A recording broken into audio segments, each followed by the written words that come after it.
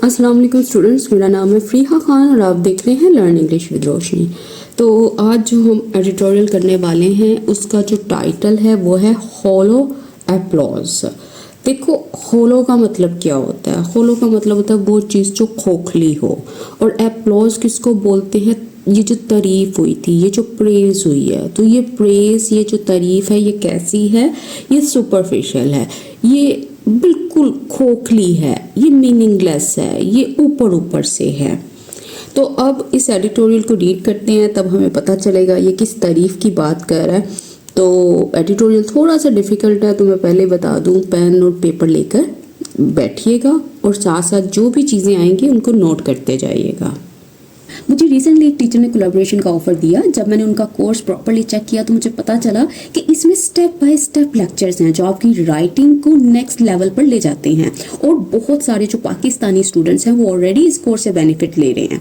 अगर आप अपनी इंग्लिश स्किल को बेसिक से एडवांस लेवल तक इम्प्रूव करना चाहते हैं तो ये कोर्स आपके लिए बहुत यूजफुल है। इसमें आपको रिपोर्ट्स, एसेस, ईमेल्स और प्रेसेस भी लिखनी सिखाई जाएंगी। इसके अलावा अगर आप आइल्स की तैयारी कर रहे हो या किसी भी कम्पिटिटिव एग्जाम्स की तैयारी कर रहे हो तब भी ये कोर्स आपके लिए बहुत यूजफुल है। ये कोर्स हिंदी में है, लेकिन उर्दू स्पीकर्स इजीली इसको समझ सकते हैं। जब आप इस व्हाट्सएप नंबर पर मैसेज करेंगे, टीम आपको और भी डिटेल प्रोवाइड कर देगी और इस ऐप का लिंक भी प्रोवाइड कर देगी जिसमें डेमो लेक्चर्स अवेलेबल हैं।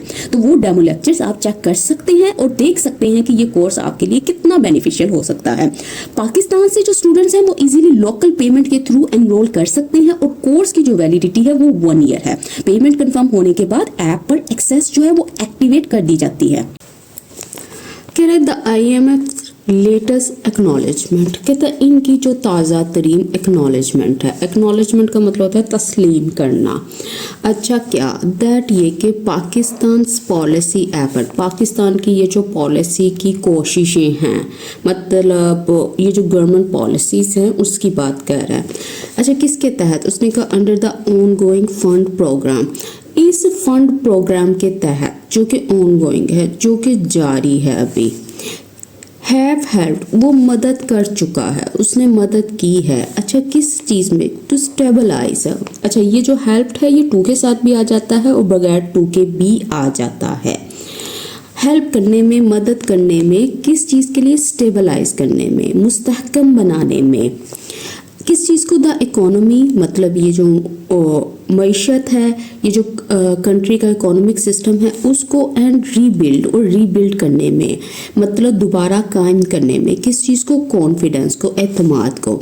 Should be taken with a pinch of salt, कहता कि ये जो एक्नॉलेजमेंट है ना, इसकी जो ताज़ा तरीन, ये जो कबूल करना है, मानना है, तस्लीम करना है इस चीज़ को, कहता है इसको लेना चाहिए, लेकिन किस तरह से? With a pinch of salt. देखो, with a pinch of salt का मतलब होता है कि कोई भी चीज़ जो है ना उसको अपने फुली बिलीव नहीं करना, उसको कबूल तो करना है, उसको कंसीडर तो करना है, लेकिन एहतियात के साथ। तो अब इस लाइन में उसने क्या असल में बताया? उसने कहा ये जो तारीफ आई है, ये जो एक्नॉलेजमेंट है, उसको इस तरह ही ब्लाइंडली एक्सेप्ट ना करो, बल्कि ये सिचुएशन जो है, ये जो सूरत हाल है, ये इतनी भी अच्छी नहीं है जितनी दिखाई दे रही है।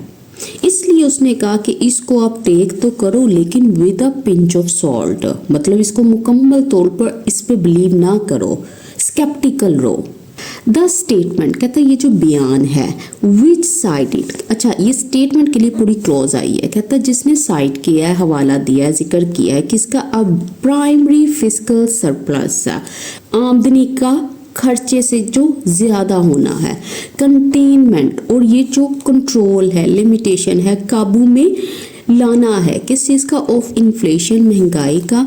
And the first current account surplus in 14 years. और कहता है ये जो फर्स्ट, पहली मर्तबा, ये जो करंट अकाउंट का ये जो सरप्लस होना है, ये जो इसका ज़्यादा होना है, मतलब ये जो कंट्री है ये ज़्यादा अर्न कर रही है स्पेंड करने से, इन 14 ईयर्स मतलब 14 सालों में। रिकॉग्नाइजेस, कहता है ये तस्लीम करता है पाकिस्तान से एफर्ट, पाकिस्तान की ये जो कोशिशें हैं, to stay the course. To stay the course का मतलब होता है अपना रास्ता बरकरार रखने की।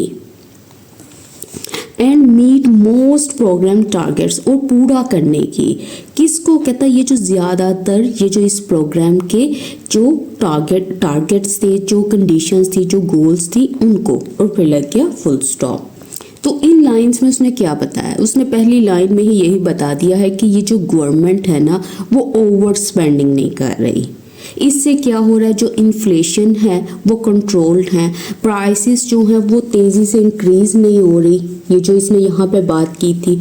और इसके अलावा इसने ये बात की है कि एक्सपोर्ट्स और रेमिटेंसेस ज़्यादा हो रही हैं इंपोर्ट से। तो ये जो सारी चीज़ें हैं इसको IMF एक्नॉलेज कर रहा है।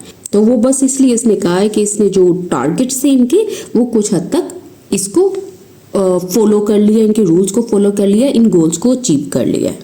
अच्छा, अब इसकी वो कैप चेक करो। साइटेड करने का मतलब होता है मेंशन करना, हवाला देना। कंटेनमेंट का मतलब होता है कंट्रोल, ये जो रोकने का पूरा अमल है। और सरप्लस किसको बोलते हैं, इसका मतलब है ये जो एक्सेस है, ये जो ज़्यादा मिकदार है। और इसके अलावा क्या देखने वाला है, अच्छा स्टे द कोर्स का मतलब होता है कि अपने रास्ते पे जारी रहना, बरकरार रहना, मतलब जितनी भी मुश्किलात हैं लेकिन अपना रास्ता नहीं छोड़ना, उस पर चलते रहना। The gains made over the last couple of years, कहता है गेन्स का मतलब है ये जो इम्प्रूवमेंट्स हैं, जो बेनिफिट्स हैं जो इन्होंने अचीव किए थे। अच्छा कब, कहता पिछले कुछ सालों के दौरान, आर नॉट ट्रिवियल, कहता वो छोटे नहीं हैं, वो ट्रिवियल नहीं है, वो गैर अहम नहीं है। देखो ट्रिवियल उसको बोलते हैं वो चीज़ जो इनसिग्निफिकेंट हो, माइनर हो, नेग्लिजिबल हो, जिसको नज़रअंदाज किया जा सकता हो। After years of twin deficits, कहता आफ्टर किसके बाद, कई सालों तक ये जो ट्विन डेफिसिट थे, ये जो मतलब 2 मेजर डेफिसिट्स की बात कर रहा है, मतलब 2 खसारे जो एक साथ थे। करेंसी वॉलेटिलिटी एंड डिविडलिंग रिजर्व्स, कहता ये जो करेंसी वॉलेटिलिटी थी, मतलब ये जो करेंसी का अब ये समझ लो सडन चेंज होना था, ये जो इसका तेज़ी से उतार चढ़ाव था। और ये जो डिविडलिंग रिजर्व्स थे, मतलब वो वाले रिजर्व्स, वो वाले फॉरेन एक्सचेंज फंड्स की बात कर रहा है जो कि कम होते हुए थे, जो कि धीरे धीरे डिक्रीज हो रहे थे, ये वो वाले स्टोर्ड फॉरेन एक्सचेंज फंड्स थे। कहता इवन अ मॉडेस्ट प्राइमरी सरप्लस सिग्नल्स, कहता यहाँ तक कि ये जो मॉडेस्ट है मतलब जो स्मॉल है, थोड़ा महदूद मगर काबिले कदर जो प्राइमरी, जो मेन बुनियादी, ये जो सरप्लस था, ये जो इजाफा था, ये जो इनकम का स्पेंडिंग से ज़्यादा होना था, मतलब आमदनी का खर्च से ये जो ज़्यादा होना है, कहता है ये सिग्नल करता है, इशारा करता है a degree of physical discipline, एक डिग्री की तरफ इशारा करता है कि कुछ हद तक, देखो डिग्री इसको बोलते हैं, लेवल को बोलते हैं, मतलब किसी हद तक ये जो फिजिकल डिसिप्लिन है इसकी तरफ इशारा करता है, ये जो माली जिम्मेदारी है इसकी तरफ इशारा करता है। और फिर लग गया फुल स्टॉप। अच्छा, अब इसमें क्या बात कर रहा था, देखो इसने क्लियर कट यहाँ पे बात की है कि कई सालों तक पाकिस्तान को बहुत सीरियस इकोनॉमिक प्रॉब्लम्स रही थी, मतलब गवर्नमेंट की जो स्पेंडिंग थी वो ज़्यादा होती थी अर्निंग से। उसने कहा जो रुपी था वो अनस्टेबल था, तो जो कंट्री थी वो जो फॉरेन रिजर्व्स है उसकी भी उसने बात की है कि वो डिविडलिंग थे, मतलब वो रन आउट होते हुए थे, वो डिक्रीज होते हुए थे। तो अब क्या हुआ है कि जो गवर्नमेंट है ये इन चीज़ों को कंट्रोल करने लग गई है, अपनी स्पेंडिंग को कंट्रोल करने लग गई है। और इस चीज़ से क्या चीज़ वाजिया होती है, ये वाली चीज़ फिजिकल डिसिप्लिन, कि अब जो गवर्नमेंट है वो बहुत ज़्यादा केयरफुल हो रही है पैसे को लेकर। अच्छा, डिविडलिंग का मतलब होता है वो चीज़ जो श्रिंक होती हुई हो, जो सुकड़ती हुई हो, घटती हुई हो। इरोडिंग भी, इरोड वर्ड भी हमने देखा था, ये वही आप समझ लो। The current account turn around, कहता है ये जो करंट मौजूदा ये जो अकाउंट है उसका जो टर्न अराउंड है वो जो उसकी बेहतरी है, कहता दो अगरचे largely driven by import compression, कहता जो कि ज़्यादातर लार्जली ज़्यादातर कहता वो किसकी वजह से, वो इंपोर्ट कंप्रेशन की वजह से है, इंपोर्ट्स को दबाने की वजह से है, इसको कम करने की वजह से है। राइजिंग रेमिटेंसेस, राइज करने मतलब इंक्रीज करती हुई रेमिटेंसेस की वजह से है। रेमिटेंसेस वो वाली मनी होती है जो बाहर मुल्क से भेजी जाती है। एंड बायलैटरल डेट, और ये जो उसने का दो मुल्कों के दरमियान ये जो कर्जा है इसका जो रोल ओवर्स हैं, इसका जो मतलब आप समझ लो ये जो कर्जों की मुद्दत का बढ़ाना है। हैज़ ईज्ड, ये आसान बना चुकी है एक्सटर्नल प्रेशर्स को, मतलब उस दबाव को जो कि एक्सटर्नल है, जो दूसरी कंट्रीज की तरफ से है। अच्छा, अब देखो ये जो टर्न अराउंड है ना, इसका मतलब क्या? इसका मतलब होता है रिकवरी, ये जो बेहतरी है। और ड्रीमन बाय का मतलब क्या होता है? इसका मतलब है किसकी वजह से है, ये कॉज्ड बाय क्या है, किसकी वजह से है। और कंप्रेशन किसको बोलते हैं? रिडक्शन को बोलते हैं। रेमिडेंसेस वो वाली मनी होती है जो बाहर से आने वाली जो रकम होती है। बायलैटरल मतलब दो तरफा। अच्छा, और इसमें क्या देखने वाला है? एक्सटर्नल प्रेशर मतलब ये जो आउटसाइड स्ट्रेस है, फॉरेन स्ट्रेन की बात कर रहा है, गैर मुल्की जो प्रेशर है। कहता for a country repeatedly threatened, कहता फॉर मतलब के लिए या इन केस ऑफ, या इस चीज़ को कंसीडर करते हुए कि ये जो कंट्री है रिपीटेडली मतलब बार बार इसको खतरे में डाला गया। किसके ज़रिए? बाय सॉवरियन डिफ़ॉल्ट, इसके ज़रिए। मतलब सॉवरियन का मतलब क्या है? ये जो रियासती ये जो डिफ़ॉल्ट है, डिफ़ॉल्ट होता है मतलब ये जो कर्ज अदा ना कर पाना है। स्टेबलाइजेशन इज़ एन अचीवमेंट, तो कहता है इस लिहाज से ये जो स्टेबलाइजेशन है, ये जो इस्तेहकाम है, ये मुस्तहकम होना है, ये एक अचीवमेंट है, ये एक कामयाबी है। देखो अब वो कह रहा है येट, लेकिन, फिर भी, हाउएवर, कंट्रास्ट लगा के बता रहा है। कहता है इस चीज़ के बावजूद, अभी इसने तारीफ की, अब वो कह रहा है there is no reason to celebrate, कि वहाँ पे कोई वजह नहीं है जश्न मनाने की। अच्छा, क्यों नहीं है? अब ये आगे एक्सप्लेन करेगा। कहता है रेवेन्यू शॉर्टफॉल्स परसिस्ट, कहता है ये जो रेवेन्यू है, ये जो गवर्नमेंट इनकम है जो ज़्यादा टैक्सेस के ज़रिए ली जाती है, कहता है शॉर्टफॉल, इनकी जो कमी है ये अभी भी परसिस्ट करती है, अभी भी बरकरार है। एंड वाइल जबकि the recent super tax ruling by the federal commission court may offer temporary relief, कहता हालांकि ये जो रीसेंट है, ये जो हाल ही का ये जो सुपर टैक्स रूलिंग है, मतलब ये जो लीगल डिसीजन है, किसके ज़रिए? इनके ज़रिए। कहता मे ऑफर, कहता ये ऑफर करता है, फ्राहम करता है टेम्पोरेरी रिलीफ को, मतलब एक ऐसी राहत को जो आर्जी है। ड्यूरेबल फिजिकल रिफॉर्म रिक्वायर्स, कहता ऐसे जो फिजिकल रिफॉर्म्स है ना, ऐसे जो माली इस्लाह हैं जो ड्यूरेबल है, जो पायदार है, जो लॉन्ग लास्टिंग है, कहता है ये रिक्वायर करते हैं, ये इनको ज़रूरत होती है। अच्छा, किसकी? कहता ब्रॉडनिंग द टैक्स बेस, कि ब्रॉडन करें, वसी करें, एक्सपैंड करें, किसको? कहता टैक्स बेस को, मतलब ये जो टैक्स देने वालों का ये जो दायरा है ना, ये जो बेस है, इसको एक्सपैंड करो। कहता रादर देन, बजाय रिलाइंग ऑन, कि रिलाई ऑन करना, भरोसा करना एपिसोडिक विंडफॉल्स, मतलब उन विंडफॉल्स का, उन गेंस का जो कि एपिसोडिक हैं, मतलब जो कि वक्ती हैं। विंडफॉल्स किसको बोलते हैं? ये जो अचानक से मिलने वाली ये जो गेंस हैं, फ़ायदे हैं, ये जो आमदनी है। तो देखो इसमें उसने यही बात की है कि गवर्नमेंट अभी भी ज़्यादा मनी को कलेक्ट नहीं कर रही, प्रॉब्लम जो है अभी ख़त्म नहीं हुई है। तो वो कह रहा है कि जो कोर्ट है उसने अलाउ किया गवर्नमेंट को कि वो कलेक्ट करे स्पेशल एक्स्ट्रा टैक्स को। तो इससे क्या होगा? इससे टेम्पोरेरी रिलीफ मिलेगा, लेकिन ये परमानेंट सोल्यूशन नहीं है। अच्छा, फिर उसके लिए क्या करना होगा? फिर इसलिए इसने कहा है कि जो अगर आपको वाकई में ड्यूरेबल इम्प्रूवमेंट चाहिए वो तभी होगी जब ज़्यादा लोग टैक्स पे करेंगे, और जो गवर्नमेंट है वो सिर्फ इस चीज़ के ऊपर डिपेंड नहीं करेगी, ये जो one time sources of money है, मतलब आप ये समझ लो ये जो लकी गेन्स हैं कि अचानक से ये सारा कुछ हो गया।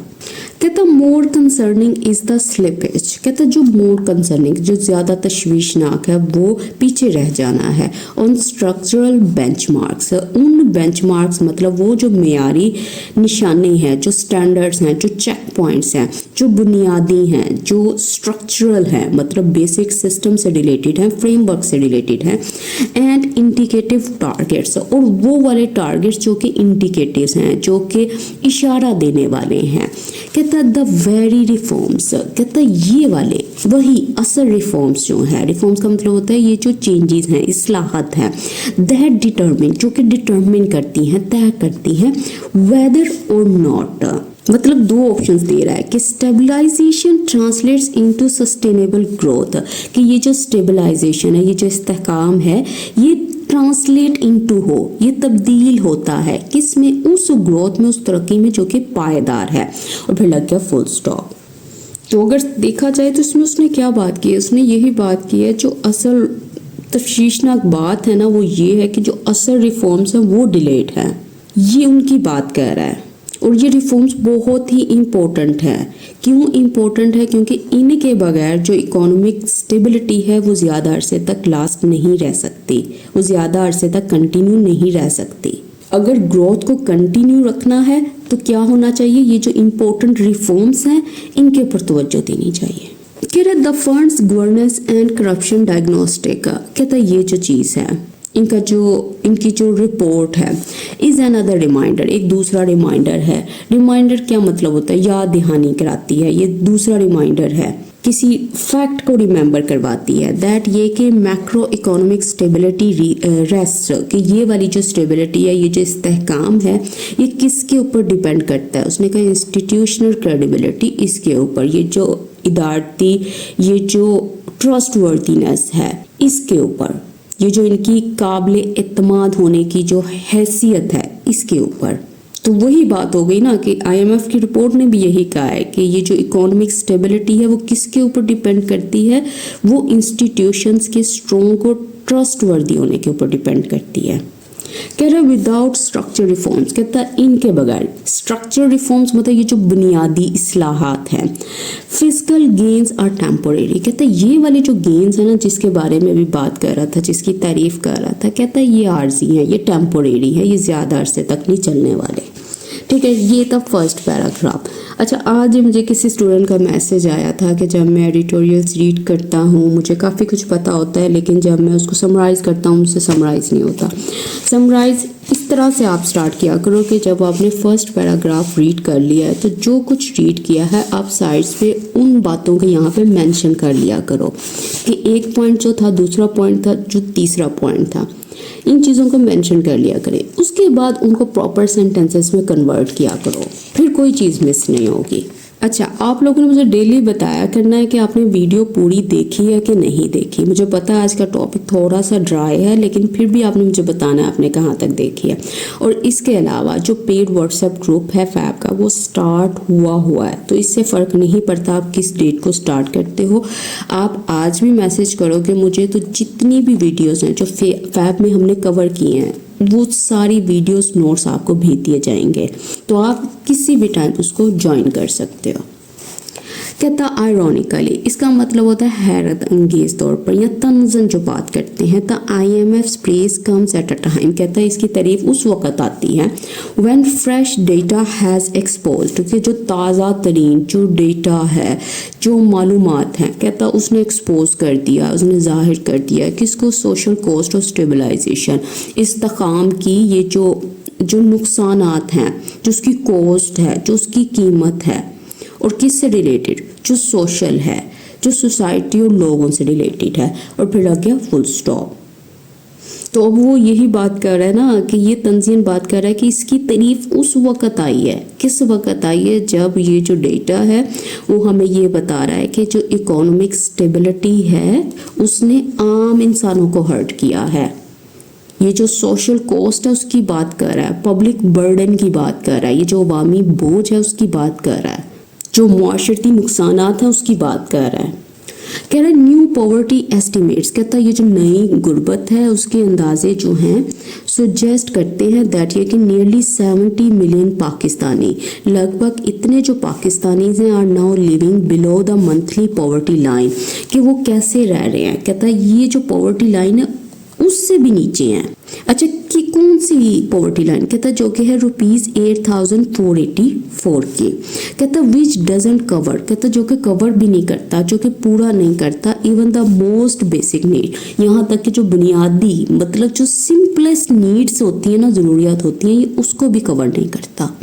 तो हमें वो यही बात कर रहा है कि जो डेटा है वो क्या शो कर रहा है, वो यही बात शो कर रहा है कि तकरीबन कहता 70 मिलियन पाकिस्तानी जो हैं वो उस इनकम के ऊपर गुजारा कर रहे हैं जो कि बेसिक नीड्स को भी पूरा नहीं करने के लिए काफ़ी होती, वो इतनी लो इनकम है। कहता रिलीजिंग कहता रिलीज करना, जारी करना द फाइंडिंग्स इन नताइज को ऑफ एन ऑफिशियल सर्वे, इस ऑफिशियल सर्वे के planning minister Ehsan Iqbal acknowledge, उन्होंने तस्लीम किया है। अच्छा क्या दैट ये कि the poverty rate has climbed to, कि ये जो पॉवर्टी रेट है, ये जो गुर्बत की शरह है वो क्लाइम कर गई है, ये बढ़ गई है। अच्छा कितनी, उसने कहा to an 11 year high of almost 29%, मतलब 11 सालों की बुलंद तरीन जो सतह है। और कितनी, कहता जो 29% है। कहता अप फ्रॉम, और कहाँ से भरी है, कहाँ से इंक्रीज हुई है, कहता जस्ट अंडर 22% इन 2019, जो कि 22% थी 2019 में। कहता even more troubling is the sharp deterioration, कहता यहाँ तक कि जो ज़्यादा ट्रबलिंग है, परेशान कुन है, वो क्या है, ये जो शार्प, ये जो तेज़ जवाल है, डिक्लाइन है, किसमें, इन इनकम डिस्ट्रीब्यूशन, ये जो आमदनी है इसकी तकसीम में। कहता विद इन इक्वालिटी इंडेक्स, कहता किसके साथ, कहता ये जो ना बराबरी का जो पैमाना है, राइजिंग जो इंक्रीज हो रहा है टू 32.7, यहाँ तक का the highest level in nearly in 3 decades, कहता जो कि हाईएस्ट लेवल है, सबसे बुलंद सतह है इन नियरली 3 डेकेड्स, मतलब तकरीबन 30 ईयर्स की बात कर रहा है। कहता as real incomes and household consumption contracted, कहता है जो असल इनकम है ना, जो हकीकी आमदनी है, और ये जो घरेलू खर्च है, ये जो कंजम्पशन है, मतलब ये जो स्पेंडिंग है डेली नीड्स के ऊपर, कहता है ये कॉन्ट्रैक्ट कर गई है, ये कम हो गई हैं। क्यों, ड्यू टू इन्फ्लेशन, महंगाई की वजह से, एंड इकोनॉमिक स्लो डाउन, और ये जो इकोनॉमिक एक्टिविटी, ये जो माशी सुस्त रवि है उसकी वजह से, ये जो इकोनॉमिक एक्टिविटी का जो रिड्यूस हो जाना है। कहता है the labour market picture is equally sobering, कहता है ये वाली जो पिक्चर है इक्वली उतनी ही ये सीरियस है, सोबरिंग है, मतलब परेशान गुन है। कहता है the latest labour force survey shows, कहता है ये जो ताज़ा तरीन की जो सर्वे है ये जाहिर करता है अनएम्प्लॉयमेंट, इसको बेरोजगारी को, कौन सी अनएम्प्लॉयमेंट, कहता जो सर्च कर रही है, जो बढ़ रही है टू 7.1% तक, reflecting not only cyclical weakness, कहता जो कि रिफ्लेक्ट कर रही है, नुमाया कर रही है, नॉट ओनली, ना सिर्फ इन कमज़ोरियों को जो कैसी हैं, जो साइक्लिकल हैं, मतलब जो इकोनॉमिक साइकिल से रिलेटेड हैं, कहता बट ऑल्सो स्ट्रक्चरल रिजिडिटीज, और ये वाली जो बुनियादी सख्ती है, ये जो इनफ्लेक्सिबिलिटीज़ हैं, किस में, कहता इन जॉब क्रिएशन, मतलब रोज़गार पैदा करने में, और फिर लग गया फुल स्टॉप। तो देखो उसने ये भी बताया जॉब स्टेशन वो भी सीरियस है, जो नया डेटा है उसने यही बताया है कि जो अनएम्प्लॉयमेंट है वो कितनी ज़्यादा बढ़ गई है 70.1% तक। कहता है ये क्यों हो रहा है, कहता है ये सिर्फ इसलिए नहीं हो रहा कि जो इकॉनमी है वो स्लो हुई है, बल्कि इसलिए हुआ कि यहाँ पे बहुत सारी प्रॉब्लम्स हैं जो कि जॉब क्रिएशन को डिफ़िकल्ट कर रहे हैं, मतलब जो सिस्टम है वो जॉब्स ही नहीं क्रिएट कर रहा, वो ये भी बात कर रहा है। टुगेदर इसका मतलब मिलकर, दीज इंडिकेटर्स, कहते हैं इतने सारे ये जो इंडिकेटर्स बताए हैं, निशानियाँ बताई हैं, अंडरस्कोर ये हाईलाइट करती हैं द वाइडनिंग डिस्कनेक्ट, एक बहुत ही वसी फासले को, मतलब एक गैप को, किसके दरमियान में, between macro economic stabilization and the lived economic reality, इन दोनों के दरमियान में जो गैप है इसकी बात कर रहा है। अच्छा तो वो दो चीज़ों की बात की है उसने, कहा मैक्रो इकोनॉमिक स्टेबलाइजेशन मतलब ये पूरी बात कर रहा है, पूरी कंट्री की ये जो इकोनॉमी सिस्टम है, जो ओवरऑल इकोनॉमी है उसकी जो स्टेबलाइजेशन है, उसका जो इस्तेकाम है, और उसके साथ साथ ये जो लिव्ड इकोनॉमिक रियलिटी है, इसका मतलब है ये जो रोज़मर्रा की मौशी ज़िंदगी है, जो ग्राउंड रियलिटी है, जो ज़मीनी हकीकत है, जो घरेलू जो आप कहते नहीं है जो कंडीशंस हैं, मौशी हालात जो हैं उसकी बात कर रहा है। तो अब ये सारे इंडिकेटर्स ने क्या शो किया, गैप को शो किया, और किसके दरमियान में, इकोनॉमिक स्टेबिलिटी के दरमियान में, जो पेपर के ऊपर हमें दिखाते हैं और जो असल लोग एक्सपीरियंस कर रहे हैं, इसका गैप बता रहा है।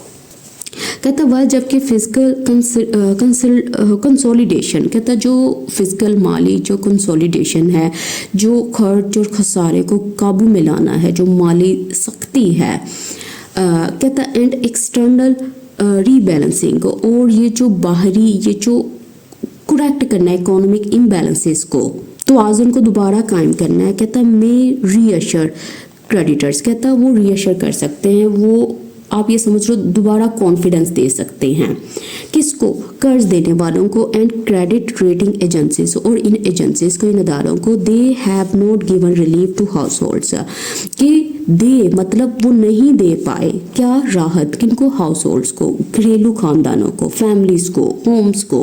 कहता इनकी वजह से इनको तो थोड़ी राहत मिल गई है, लेकिन कहता जो आम लोगों की जिंदगियां है ना, कहता वो आसान नहीं है, वो अभी भी टफ हैं, इनको अभी तक कोई राहत नहीं मिली। कहता द डेटा सजेस्ट, ये जो डेटा है मालूमात हैं ये सजेस्ट करती हैं दैट ये कि adjustment burden has fallen disproportionately, कि ये जो बर्डन है, ये जो बोझ है, और कैसा, कहता ये वाला ये जो एडजस्टमेंट का है, मुआशी तब्दीली का है, कहता हैज़ फॉलन, कहता वो पड़ा है किस तरह से, डिसप्रोपोर्शनेटली, गैर मतलब अनइक्वली, कहता on lower and middle income groups, in groups के ऊपर ये इक्वली नहीं पड़ा इनके ऊपर बोझ।